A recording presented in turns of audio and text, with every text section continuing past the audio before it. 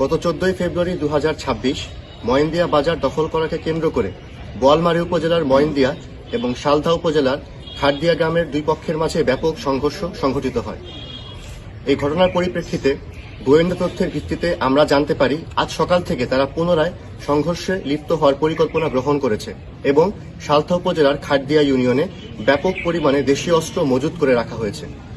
গোপন তথ্যের ভিত্তিতে 34 স্বতন্ত্র field battery artillery, Shaltha army camp থেকে সেনাবাহিনীর একটি দল এবং শালথা থানার পুলিশের একটি দল যৌথ বাহিনীর মাধ্যমে সারা রাত ব্যাপী খাটদিয়া গ্রামে বিশেষ অভিযান পরিচালনা করা হয়।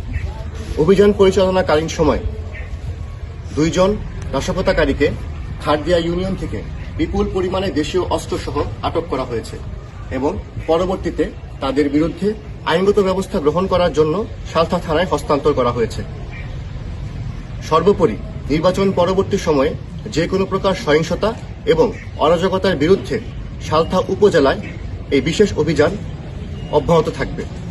সকল প্রকার চিহ্নিত আসামি এবং দাঙ্গাকারীকে যে কোনো মূল্যে গ্রেফতারের লক্ষ্যে বাংলাদেশ সেনাবাহিনীর নজরদারি এবং টহল কার্যক্রম আরও বৃদ্ধি করা হয়েছে।